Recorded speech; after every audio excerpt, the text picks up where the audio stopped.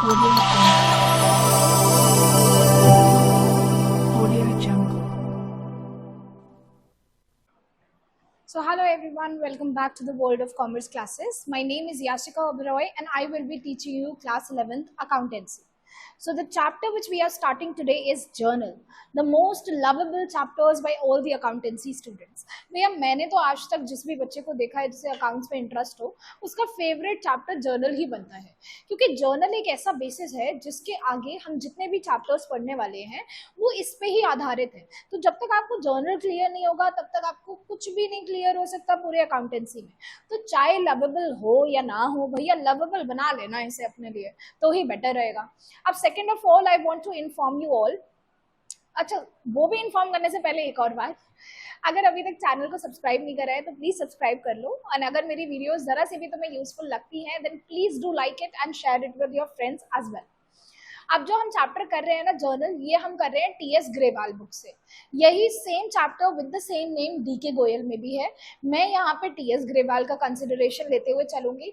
और होता क्या है ना स्टूडेंट्स, 11th क्लास में आप जिस भी रिस्पेक्टिव स्कूल में पढ़ रहे हो वहाँ पे टीचर्स वही बुक जो चल रही है स्कूल्स में, मोस्टली टीएस ग्रेवाल चलती है, कई जगह डीके गोयल चलती है। तो वो ना क्वेश्चंस जब देंगे ना 11th क्लास में तब इसमें से ही देंगे, इसमें से ही क्वेश्चंस फॉर्म होंगे। तो आपको क्या करना है,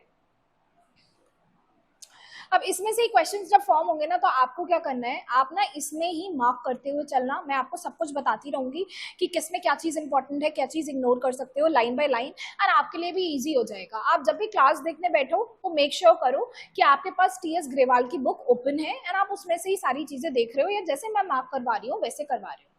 ये हमारा प्योर थ्योरी लेक्चर रहेगा जर्नल पे। इसके बाद वाले लेक्चर में आज मैं जितनी भी थ्योरी कवर अप कर लूंगी ना, नेक्स्ट लेक्चर में उसके हिसाब के क्वेश्चंस करा दूंगी। इंटरेस्टिंग हो जाएगा वो chapter. This will be a combination of theory plus practical.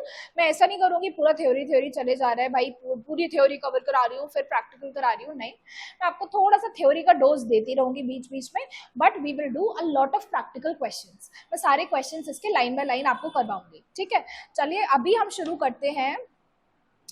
First page number पे आ जाओ, 8.1 चैप्टर है ये जर्नल। अच्छा ऊपर मैंने ऑलरेडी लिख रखा है, ये सब चीजें इग्नोर मारनी है, क्या पढ़ेंगे हम इस चैप्टर में वो बता रखा है। नीचे आते हैं, काम की बात पे आते हैं। लिखा है recording of transaction involves GST, goods and services tax, has been discussed in this chapter with a view to make understanding basis of journalizing without complications. The same has been discussed in the chapter of GST. ये वाला chapter journal है। अब journal में बेचारों को सारी journal entries देनी थी तो जीएसटी की एंट्री भी दी है, लेकिन कह रहे हैं हमने ना इस चैप्टर में बहुत टफ एंट्रीज नहीं दी जर्नल की। आपका जो टफ वाली एंट्रीज है या जर्नल का पूरा एक कॉम्प्रिहेंसिव ओवरव्यू है वो हमने सेपरेट चैप्टर जीएसटी नाम से डाल रखा है 11th क्लास में, वहां पे आप पढ़ेंगे। यहाँ पे थोड़ा बहुत उसका आपको बता दिया है उन्होंने, ठीक है। चलिए आगे बढ़ते हैं। Business transaction that can be measured in terms of money are recorded in the books of accounts on the basis of evidence such as bill of purchases, invoice for sales, agreements, and debit and credit notes, which are known as source documents. These books of accounts are broadly divided into two, journal and ledger. इसका क्या मतलब है भाई? इसका मतलब वही है जो तुम ऑलरेडी पढ़ चुके हो। Basis and process of accounting की क्लास ली थी। Process and bases of accounting में हमने ये सारा कवर करा था कि उसमें भैया पहले मैंने एग्जाम्पल लिया था कि हम हैं स्टेशनरी सेलर, हमारे पास एक कस्टमर आता है, वो हमसे पानी भी मांग रहा है, पानी का एक ग्लास, एंड वो हमसे पेन भी मांग रहा है। तो आप कौन सी ट्रांजैक्शन रिकॉर्ड करोगे? जो आपने पेन बेचा वो रिकॉर्ड करोगे और पानी का ग्लास दिया है वो भी रिकॉर्ड करोगे क्या? तो इसमें एक टेस्ट लगा था, याद करो, कुछ गाड़ी के नाम से टेस्ट था, BMW टेस्ट। मतलब बिजनेस रिलेटेड चीज लिखनी है भाई, बिजनेस किससे रिलेटेड होनी चाहिए, मॉनेटरी टर्म्स में होनी चाहिए, वो वाली चीज लिखनी थी। तो ये यहाँ पे यही बोल रहे हैं आपको वो बिजनेस ट्रांजैक्शन रिकॉर्ड करनी है जो मनी के टर्म्स में है। तो मैंने जो पानी का ग्लास दिया ना, उसे ग्लास ऑफ वाटर दिया ना, वो आउट ऑफ मैंने अपनी काइंडनेस, हम्बलनेस दिया कि भाई वो प्यासा है, अगर वो पानी मांग रहा है तो कोई बात नहीं, हम प्यासे को पानी पिला देते हैं। लेकिन जो हमने पेन सेल करा वो तो हमारा बिजनेस है, तो वो हम ट्रांजैक्शन रिकॉर्ड करेंगे अपने बिजनेस ट्रांजैक्शन में, अपने जर्नल में रिकॉर्ड करते हैं उस ट्रांजैक्शन को, ठीक है। अब जो हम ट्रांजैक्शन रिकॉर्ड करते हैं वहाँ पे भी मैंने आपको समझाया था कि ट्रांजैक्शन यूं ही नहीं कि मन हुआ सेल एंट्री कर दो भाई, मन हुआ परचेज की एंट्री कर दो, नहीं।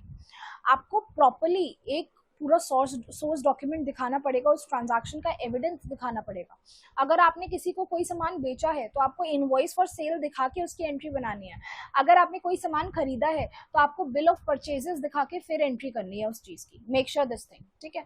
उसके बाद आता है जर्नल। हमारी कौन सी बुक होती है? जर्नल हमारी प्रिंसिपल बुक होती है।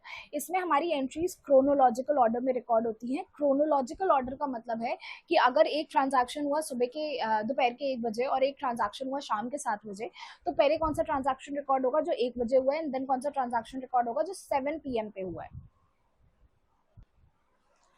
सॉरी, मैंने शायद कुछ गलत बोल दिया। अभी मैंने कुछ पल पहले बोला कि may be, I don't remember, कि जर्नल हमारी प्रिंसिपल बुक ऑफ एंट्री है, वो लेजर होता है बच्चों।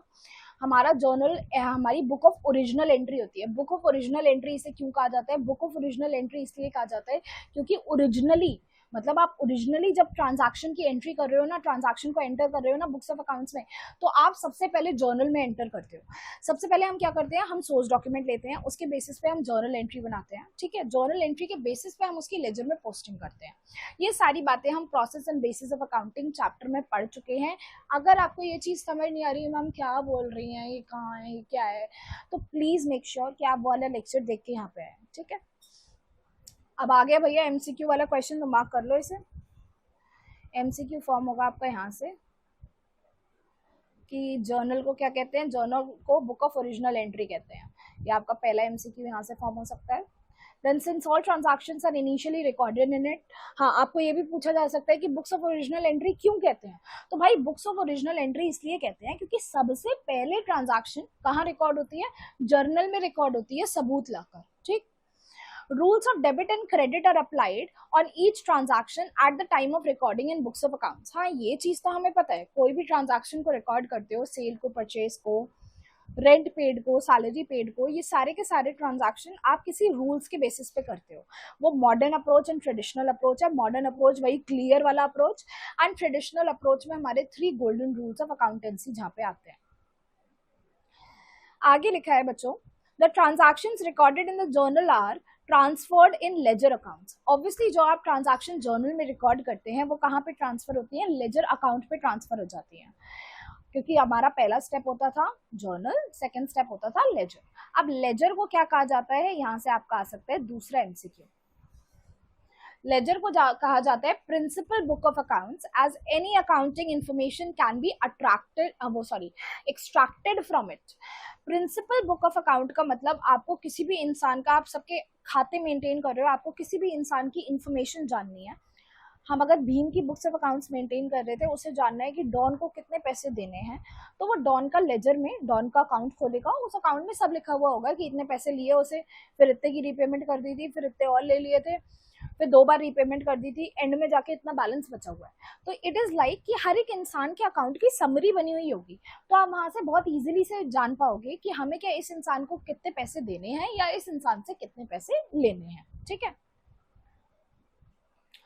जल्दी जल्दी तो नहीं भाग रही हूँ। देखो मेरे को ना पता है कि इसमें से MCQ आएगा, उसके अलावा कुछ भी नहीं आएगा, तो मैं इतना टाइम इसमें नहीं वेस्ट करना चाहती आप लोगों का। हम क्वेश्चंस बहुत अच्छे से प्रैक्टिस करेंगे और आपको बहुत हेल्पफुल लगेगा, ठीक है। अभी हम थोड़ा बहुत इसी पेस में चलेंगे, और ये जो मैं अभी तक आपको बातें बता रही हूँ ना, मैं आपको सही बताऊँ ऑनेस्टली, मैं ये सारी बातें ऑलरेडी प्रीवियस लेक्चर्स में बोल चुकी हूँ। आप अकाउंट्स में देखोगे पहले 10 चैप्टर में ना इतनी बातें बार बार रिपीट हो रही हैं, बार बार रिपीट हो रही हैं, तो वो बार बार करके मैं आपको बोर नहीं करना चाहती हूँ, इसलिए मैं थोड़ा सा स्पीड में चल रही हूँ। चलिए, नीचे लिखा हुआ है both journal and ledger are essential to complete a system of accounting. अच्छा जी, हमें तो पता ही नहीं था, पता है हमें एसेंशियल है। चलिए आगे बढ़िए। फिर मीनिंग लिखा है। मीनिंग में क्या लिखा है? Journal is a book of primary entry और a book of original entry. This we know, हमने मार्क कर लिया है भैया दोनों MCQ के लिए। In which transactions are first recorded in a chronological manner. Chronological manner का मतलब मैंने आपको बता दिया कि एक तो हमारे सीरियली नंबर्ड होने चाहिए, एंड जो ट्रांजैक्शन पहले हुई है वो पहले रिकॉर्ड करी जाएगी, जो बाद में हुई है वो बाद में रिकॉर्ड करी जाएगी। Chronological order from accounting vouchers. अच्छा, किससे रिकॉर्ड करते हो जर्नल एंट्री? मन हुआ तो नहीं, हमें सबूत चाहिए होता है। सबूत जैसे कि सेल के लिए इनवॉइस चाहिए होगा, परचेज के लिए परचेज का बिल चाहिए होगा, तो ही उसकी एंट्रीज रिकॉर्ड करी जाएंगी, वरना नहीं करी जाएंगी। On the basis of source documents, cash memo के बेसिस पे, इनवॉइस के बेसिस पे, परचेज बिल के बेसिस पे। ये मेरा हुआ पूरा फर्स्ट पेज, ठीक है, अभी मैं सब करा दूं, फिर मैं आपको एंड में ये भी क्रक्स बता दूंगी कि इस पेज में भाई क्या काम की चीज़ है, इस पेज में क्या काम की चीज़ है। मैं सही बता रही हूँ, आपने जो मैंने अंडरलाइन करवाया है उसके अलावा और कोई भी चीज़ याद करने की ज़रूरत नहीं है। आप पढ़िए, थरली इसे पढ़िए, समझिए, एंड बस याद आपको क्या करना है, जो मैं मार्क करा रही हूँ वो याद करना है, उसके अलावा कुछ भी याद नहीं करना। Coming on to next page.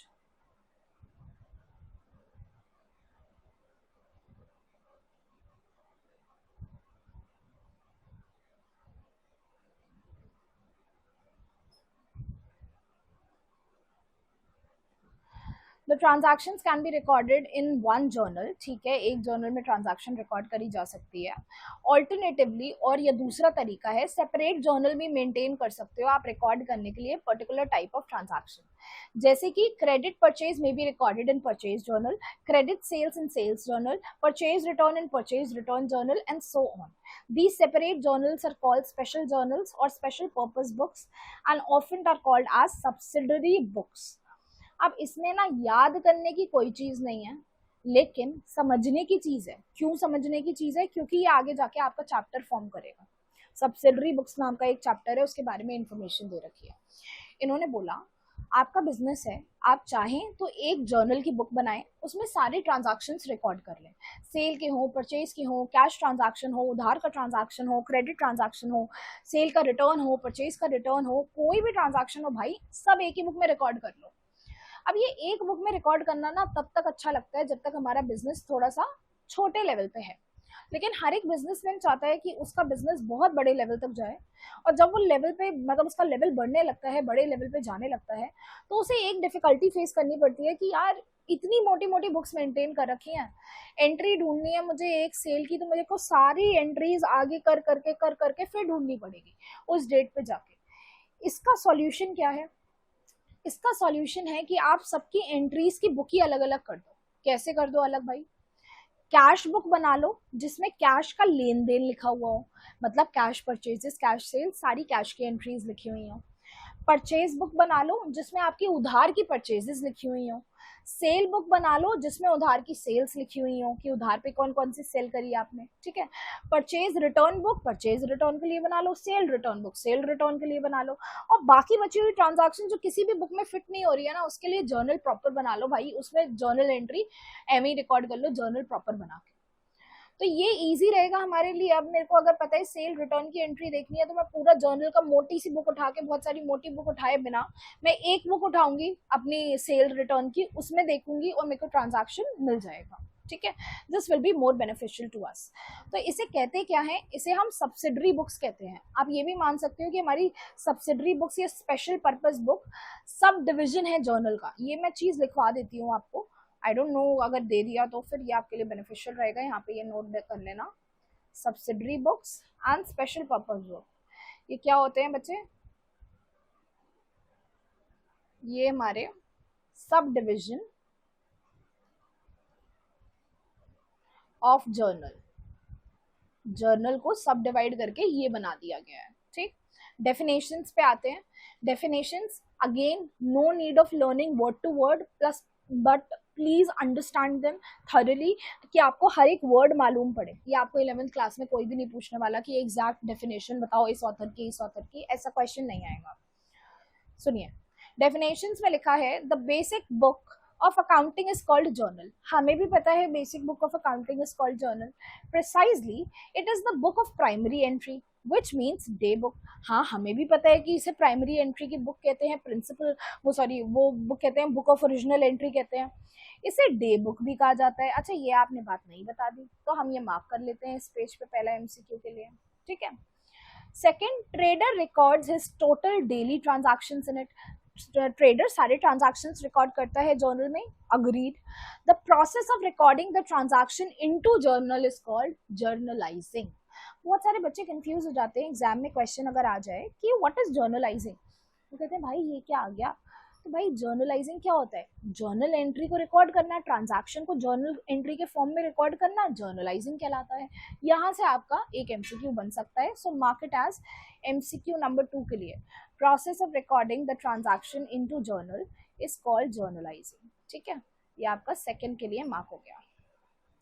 नीचे लिखा है अ जर्नल, ये दूसरे ऑथर की डेफिनेशन है, journal is a chronological record of financial transactions of a business. Journal एक क्रोनोलॉजिकल रिकॉर्ड है कि पहली ट्रांजैक्शन फर्स्ट आएगी, मानते हैं हम ये बात, फाइनेंशियल ट्रांजैक्शन का, हाँ जी मानते हैं ये बात, ऑफ अ बिजनेस। भाई इस ऑथर ने ना बहुत ही कम शब्दों में बहुत कुछ बता दिया है, कहते हैं ना गागर में सागर भरना, उन्होंने वही करा है यहाँ पे। उन्होंने ये भी बता दिया क्रोनोलॉजिकल ऑर्डर वाली चीज, उन्होंने मॉनेटरी टर्म वाली भी चीज बता दी, उन्होंने ट्रांजैक्शन रिकॉर्ड होती है ये भी बता दी, जर्नल क्या होता है ये इसी डेफिनेशन के अकॉर्डिंग उन्होंने पूरा समझा दिया। तो इसमें कोई नई बात नहीं थी। चलो आगे बढ़ते हैं हम। टर्म्स और expressions used for journal, journal के लिए क्या क्या और टर्म्स यूज करे जाते हैं। तो पहला term books of original entry बोला जाता है इसे, ठीक है। दूसरा टर्म इसे जर्नल एंट्री कहा जाता है। तीसरा टर्म इसे कभी कभार कहा जाता है जर्नलाइज कर दो इसे, तो जर्नलाइजिंग भी कहा जाता है। एंड कभी कभार इसे पोस्टिंग भी कहा जाता है, जब आप ट्रांसफर करते हो ना जर्नल एंट्री का लेजर अकाउंट्स में, तब इसे पोस्टिंग कहा जाता है। नई बात पोस्टिंग वाली है और सब पुरानी बातें हैं, देखो पढ़ते हैं। पहली चीज में लिखा है बुक ऑफ ओरिजिनल एंट्री। अच्छा इसकी ना हेडिंग लर्न कर लेना, हेडिंग लर्न कर लेना बस, learn heading.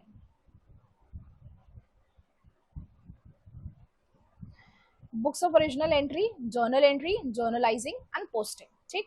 Books of original entry में लिखा है journal is called a book of original entry, also the book of primary entry because the transaction is first recorded और written in this book and thereafter transaction is posted to ledger account.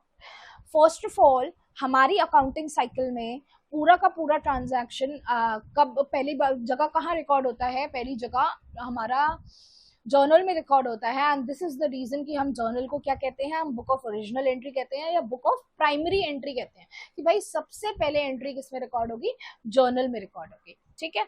दूसरा journal entry, an entry recorded in the journal is called journal entry. जब आप journal में किसी भी transaction को record करते हो तो भाई उसे जर्नल एंट्री कहते हैं।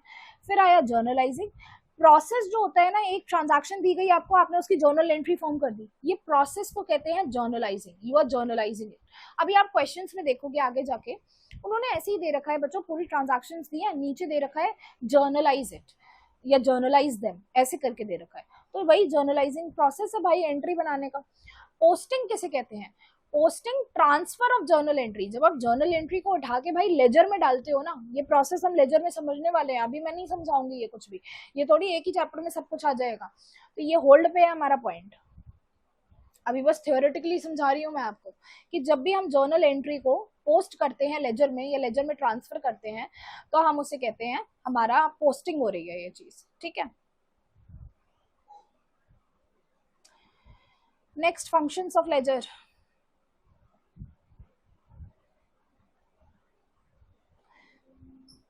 मैं जो ये मार्किंग करा रही हूँ ना, ये आपने बिल्कुल मेरे साथ साथ करते चलना है, मैं गारंटी नहीं दे रही कि I provide you the PDF और ऑफ इट और नॉट। चलो देनी तो पड़ेगी, कुछ बच्चे डीके गोयल भी कर रहे होंगे उनके लिए, लेकिन ये सही बात नहीं है, मेरे साथ तुम लोगों को भी मेहनत करनी चाहिए।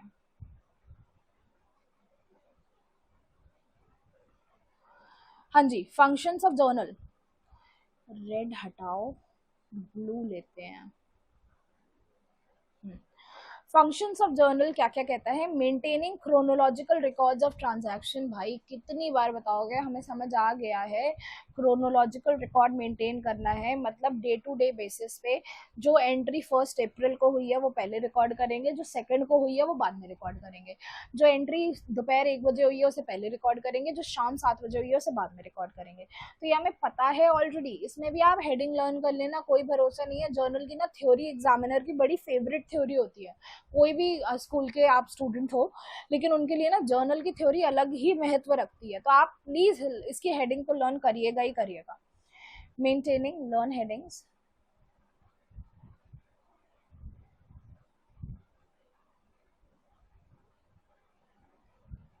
Maintaining chronological record of transaction.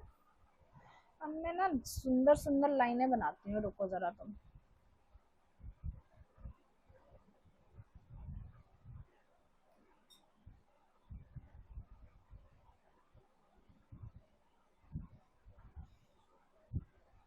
ये देखो, बढ़िया है। Maintaining chronological record of transaction हो गया।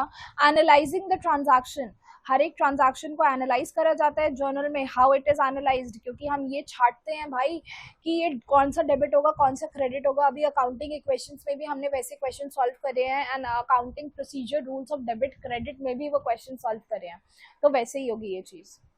बेसिस फॉर लेजर पोस्टिंग, आपके पास जब तक जर्नल एंट्री नहीं होगी तब तक आप उसे लेजर अकाउंट में कैसे पोस्ट करोगे, तो ये एज अ बेसिस एक्ट करती है लेजर पोस्टिंग के लिए। मैं सच्ची बताऊं, it is not a relevant heading at all. Functions of journal कुछ भी रेलिवेंट नहीं है, प्लीज हेडिंग बस इसकी देखना, याद करना, आगे बढ़ जाना। कैरेक्टरिस्टिक्स और features of journal, okay this can be asked. इसमें कितने पॉइंट्स हैं आपके, और भी पेज पे होंगे, 6 पॉइंट्स है। अगर आपके टीचर्स की थ्योरी थोड़ी सी फेवरेट है तो there are high chances that this question can be asked. So according to me this is the hero of the question till now. इसमें क्या है, कैरेक्टरिस्टिक्स और फीचर्स ऑफ जर्नल में पहला, day to day transactions are recorded in a journal in a chronological manner. भाई मैं उतना underline करा रही हूँ पोर्शन आपको जितना आपको लर्न करना है। पेन ही ले लूं,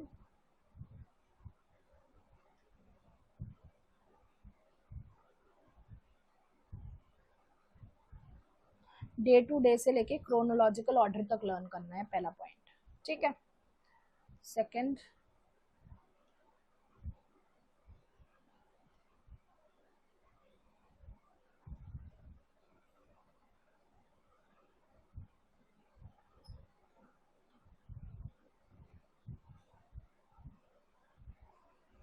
सेकंड में लिखा है it is book of original entry in which transactions are written before they are posted in the ledger account. बस इतना से याद करना।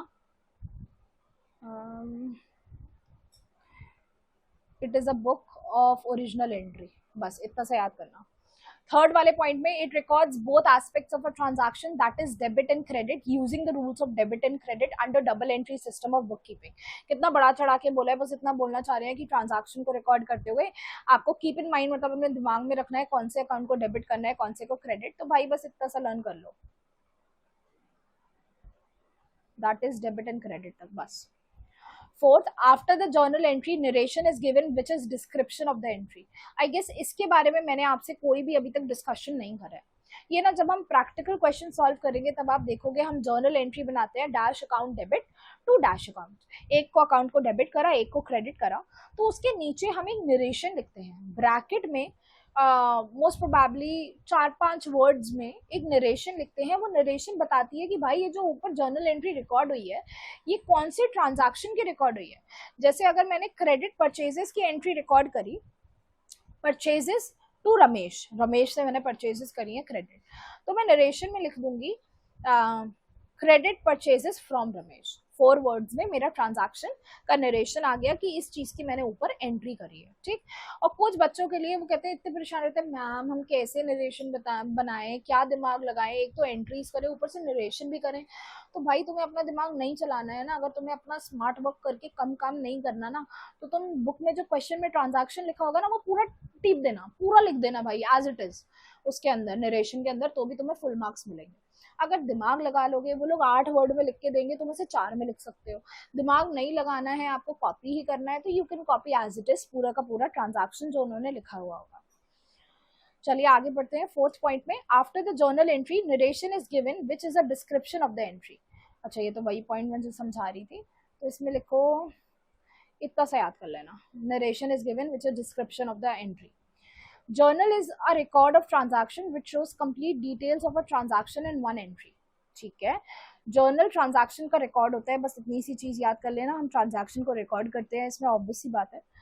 नेक्स्ट है, लास्ट है हमारा, जर्नलाइजिंग प्रोसेस होता है of recording a transaction in the journal and then and the form in which it is recorded is known as a journal entry.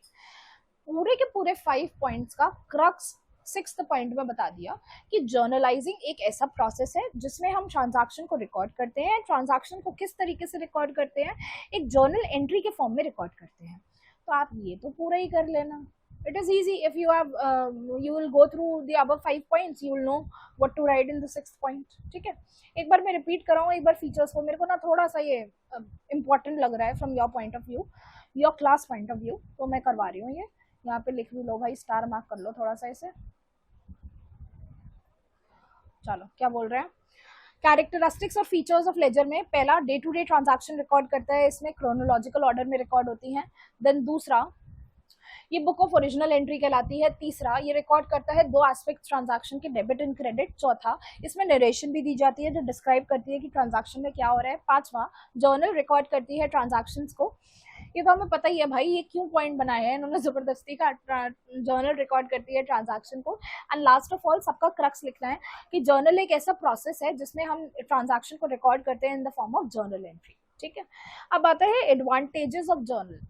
कितनी देर हो गई भाई थ्योरी पढ़ते हुए, 25 मिनट्स, बस 15-20 मिनट और सहन कर लो, 15 मिनट सहन कर लो, मैं थ्योरी फटाफट से ख़त्म करा दूंगी एंड उसके बाद हम करेंगे practical questions. One more thing I want to make you all clear, it is not like कि मैं पूरे चैप्टर का एक साथ थ्योरी कराऊंगी और फिर मैं प्रैक्टिकल पोर्शन पे आऊंगी। नो, हमने आज जितना थ्योरी पोर्शन में पढ़ा, अगर मुझे लगेगा उससे रेलिवेंट क्वेश्चंस आप सॉल्व कर सकते हो, आज हम जितना पढ़ेंगे उसके बेसिस पे जो क्वेश्चन सॉल्व हो सकते हैं, पहले मैं वो आपको वो क्वेश्चंस कराऊंगी, फिर आगे और थ्योरी करवाऊंगी। ठीक है, तो it will be a mixture of theory and practical session you can say, लेकिन pure theory and pure practical रखने की कोशिश करूंगी। Advantages of journal, okay let's see. Provides accounting data in chronological order. भाई मुझे तो लग रहा है तुम्हें सपने में भी क्रोनोलॉजिकल ऑर्डर आएगा। Providing accounting data in chronological order, देखो हेडिंग रीड कर जाना भाई, जर्नल की हेडिंग देख लेना इसकी एडवांटेजेस की। लर्न हेडिंग्स ओनली, क्योंकि आप इतने समझदार बच्चे बन जाओगे कि आप हेडिंग्स लर्न करके ही अगर टीचर बोलेगी भाई इसमें समझाना भी था तो तुम समझा पाओगे। इतना ही बहुत है, इतना दिमाग में ना इतना भी फिट मत करो कि सभी भूल जाओ। तो पहला पॉइंट है provides accounting data in chronological order.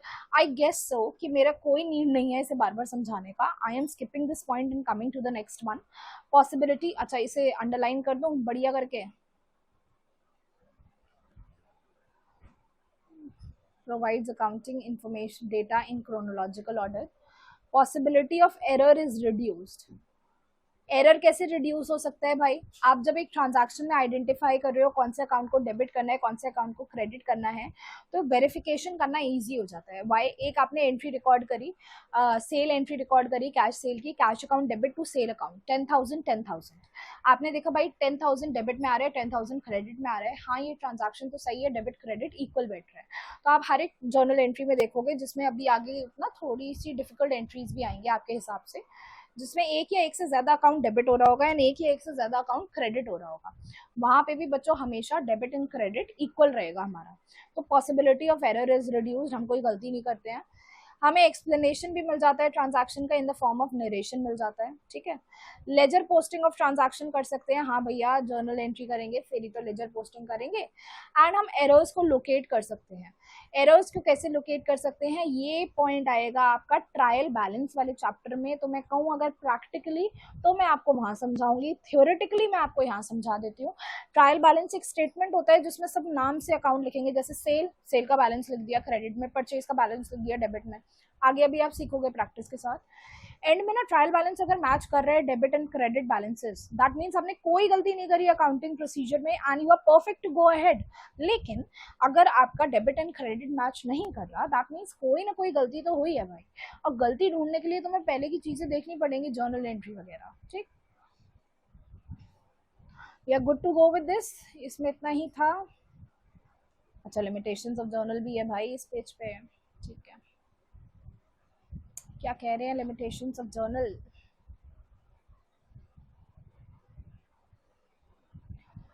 Not suitable for large volume of transaction. देखो ये ना हमने बिल्कुल चैप्टर के स्टार्टिंग में बात करी थी कि जब तक छोटा बिजनेस है तब तक आप एक जर्नल बना रहे हो काम चल जाएगा, लेकिन आपका बिजनेस एक्सपैंड हो रहा है और आपका बहुत सारी जर्नल एंट्रीज हो रही हैं, बहुत सारी ट्रांजैक्शन हो रही हैं, एक एक दिन में आपकी हजारियों में ट्रांजैक्शन हो रही हैं, तो इट इज बेटर भाई बुक्स अलग अलग कर लो, कैश बुक अलग, परचेज बुक अलग, purchase return cell book, journal profit सब अलग कर लो।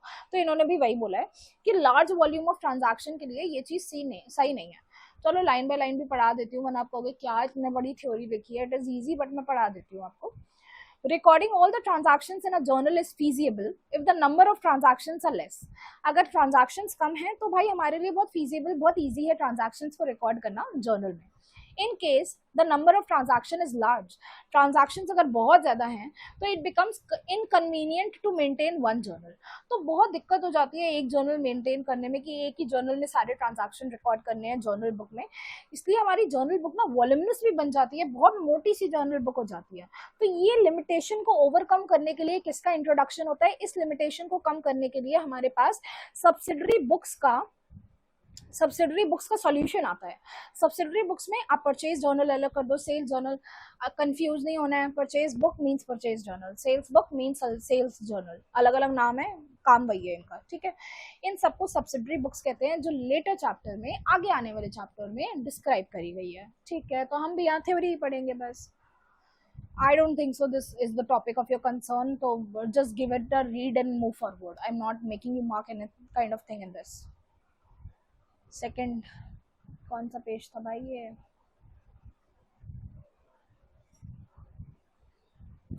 8.3, 8.4.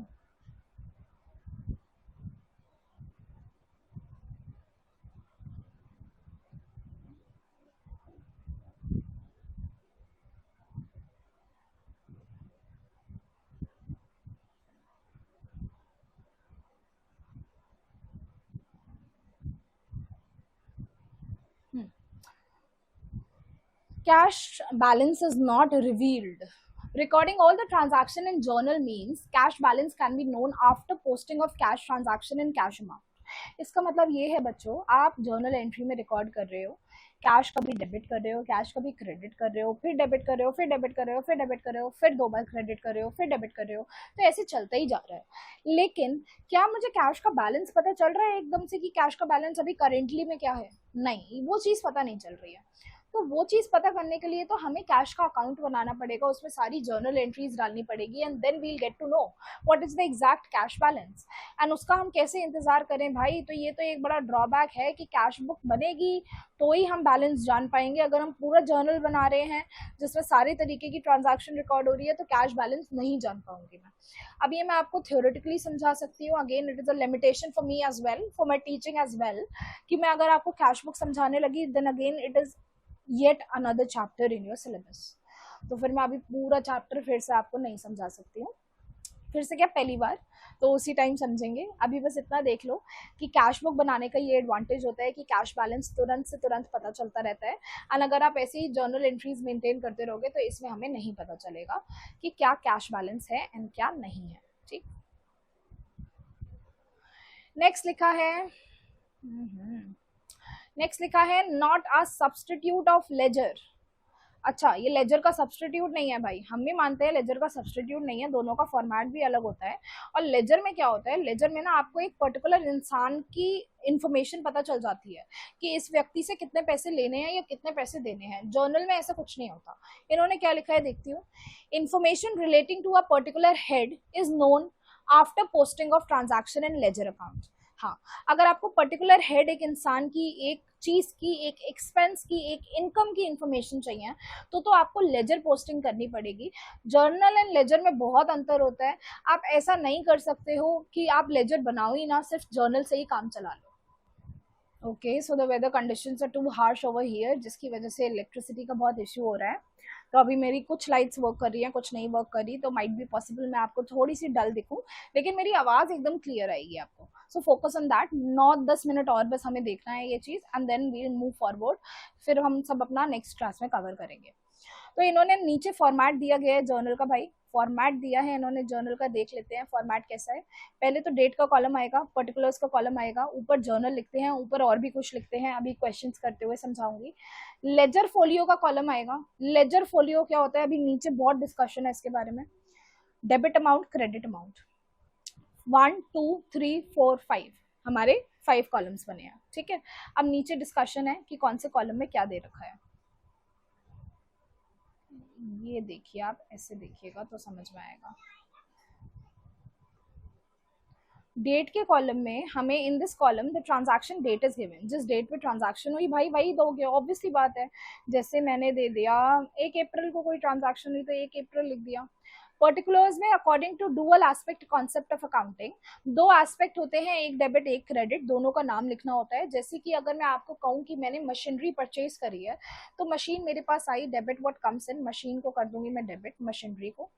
एंड मेरे पास से गया क्या, मेरे पास से चला गया कैश, गले में कैश कम हो गया, कैश को कर दूंगी मैं क्रेडिट। डेबिट क्रेडिट हो गया, कितने लाख की मशीन, 1 लाख की मशीन थी, 1 लाख 1 लाख कर दिया, ठीक है। नरेशन आता है नेक्स्ट पॉइंट, तो नरेशन में मैं लिखूंगी ब्रीफ डिस्क्रिप्शन। यहाँ पे नरेशन लिखा जाएगा बच्चों, मैं लिख देती हूँ। मशीनरी परचेज, 2 वर्ड में मैंने समझा दिया मैंने क्या करा है ट्रांजैक्शन में, मैंने मशीनरी परचेज करी है, ठीक। फिर लिखा है ledger folio, in this column the number of ledger page is written to which the debit and credit aspect of the transaction is posted. इसमें ना यहाँ पे हम मशीनरी में, पहली बात 11th-12th कहीं भी लेजर फोलियो का काम नहीं आएगा, आपको लिखने को नहीं कहा जाएगा, लेकिन प्रैक्टिकलिटी को ध्यान में रखते हुए समझाने के लिए मशीनरी अकाउंट लेजर वाली बुक के कौन से पेज नंबर पे है, मैं मानती हूँ पेज नंबर 1.121 पे है, मैंने यहाँ लिख दिया कि भाई इसका अकाउंट तुम्हें पेज नंबर 1.121 पे मिलेगा। कैश अकाउंट हमारा कैश बुक के 1.20 पेज पे है, तो मैंने यहाँ पे लिख दिया आपको इस पेज पे मिलेगा, इसका ये काम होता है। This is of no use in your 11th and 12th class, कहीं भी आपको लिखना नहीं होता है, so please ignore this point, ignore कर सकते हैं आप इसे, ठीक है। फिर डेबिट अमाउंट में ऑब्वियसली जो अमाउंट से डेबिट करा है वो लिखना है, क्रेडिट में जिस अमाउंट से क्रेडिट करा है वो लिखना है, and that's it.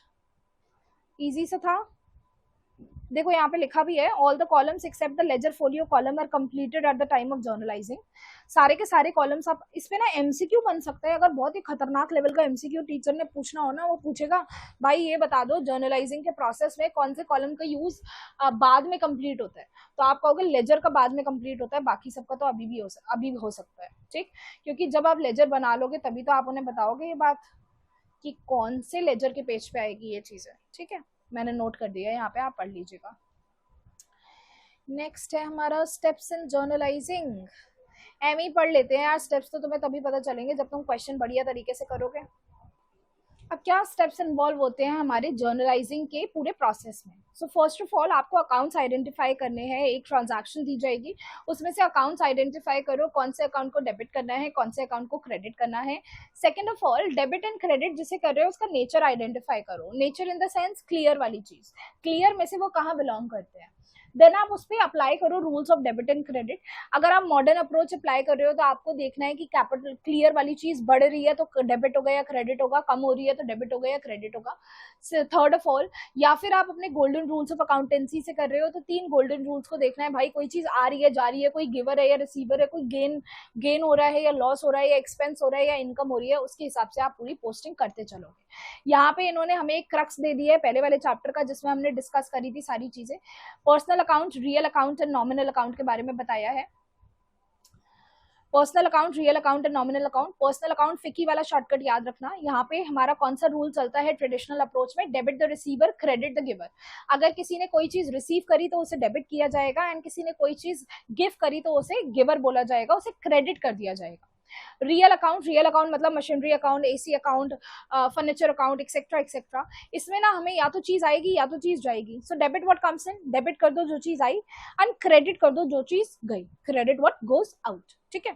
Next nominal account आएगा। नॉमिनल अकाउंट का रूल था बच्चों, एक्सपेंस को एंड लॉस को डेबिट करिए एंड इनकम को एंड गेन को क्रेडिट करिए। तो इसका रूल था debit all the expenses and losses, credit all the income and gains, ठीक है। और अगर मैं आपकी बात करूं क्लियर वाले अप्रोच की, सो क्लियर वाले अप्रोच में भाई इनका तो मैं देखती नहीं हूँ, पहली बात, ठीक है। इनकी बात तो मैं सुनती नहीं हूँ, मैंने जो तरीके से कराया है वो याद रखो तुम। क्लियर, क्लियर में CLR एक साथ, ENA एक साथ। CLR मतलब कैपिटल लाइबिलिटी या रेवेन्यू, बढ़ रहा है तो क्रेडिट होगा, घट रहा है तो डेबिट होगा। एक्सपेंसेस एंड असेट, बढ़ रहा है तो डेबिट होगा, घट रहा है तो क्रेडिट होगा। बस आपको इतनी सी बात याद रखनी है, ठीक है। नीचे बहुत सारी बात लिखी है इन्होंने, क्या लिखा है इसमें, determine the amount by which, हाँ अमाउंट डिटरमाइन करेंगे, डेट लिख देंगे भाई पर्टिकुलर्स में। Ignore this, totally ignore this भाई, ये सब कुछ तुम्हें नहीं पढ़ना है, अपने दिमाग की इतनी नहीं हिलानी है, जो क्वेश्चन करेंगे उसमें सब कुछ होता रहेगा, ठीक है। देन लास्ट में हम जर्नल एंट्री बनाएंगे। Journal entry imaginary journal entry इन्होंने एक दे रखी है, समझ लें क्या इनकी जर्नल एंट्री को, इमेजिनरी को। इन्होंने लिखा है cash account debit to Mohan account, cash receive करी है मोहन से in payment of the amount due from him. भाई इतना नहीं लिखोगे ना, अगर इतना सा भी नरेशन लिखोगे ना तो आपको फुल मार्क्स देगा एग्जामिनर, ठीक है। कैश रिसीव करी, डेबिट व्हाट कम्स इन लग गया यहाँ पे, डेबिट व्हाट कम्स इन, कौन से नेचर का अकाउंट है, रियल नेचर का अकाउंट है। मोहन हमारा पर्सनल नेचर का अकाउंट है, मोहन ने हमें पैसे दिए हैं तो वो गिवर है, क्रेडिट दी गिवर। ये आपके कौन से हो गए, ट्रेडिशनल रूल्स हो गए। अगर मैं यहाँ मॉडर्न अप्रोच लगाऊं, मॉडर्न अप्रोच दूसरे पेन से लगाती हूँ, मॉडर्न अप्रोच में कैश आएगा असेट में, असेट यहाँ पे क्या हुआ है, कैश हमारे पास आया है तो हमारी असेट इंक्रीज हुई है तो डेबिट कर दी जाएगी। मोहन कौन है हमारा, मोहन ने हमें पैसे दिए हैं तो ऑब्वियसली मोहन हमारा डेटर होगा तो हमारी असेट होगी, असेट कम हुई है क्योंकि उसने हमें पैसे दे दिए, अब हम इसे हटा देंगे तो वो क्रेडिट करी जाएगी। आपको जो अप्रोच पसंद आए आप उस अप्रोच से करिएगा, मैं आपको दोनों अप्रोच से समझाऊंगी हर एक क्वेश्चन। मैं मानती हूँ कि जर्नल करने में हमें थोड़ा सा समय ज़्यादा लगेगा क्योंकि मैं आपको ट्रांजैक्शन के साथ साथ ये भी लिखवाऊंगी ये डेबिट क्यों हुआ, ये क्रेडिट क्यों हुआ, इसके क्या रूल्स है पीछे। लेकिन आई एम डैम श्योर एक बार ये चैप्टर पूरा हो जाए एंड आपने अगर अपना बेस स्ट्रॉन्ग कर लिया जर्नल के साथ, आपको 12th तक डिफिकल्ट से डिफिकल्ट चैप्टर में भी कोई दिक्कत नहीं आएगी, ट्रस्ट मी व्हेन आई से दिस, ठीक है। अब ये तो हमारा हो गया, यहाँ पे कोई और काम वाली चीज नहीं है इस पेज में समझने के लिए, ठीक है। I have explained you thoroughly whatever portion is covered in your chapter and for this lecture this is it। अभी हम बाकी का कवर करेंगे। देखो नेक्स्ट लेक्चर से ना मैंने आपको जितना समझा दिया है ना और जितना rules of debit and credit हमने पढ़ लिया है, we will be eligible of solving 1 to couple of questions.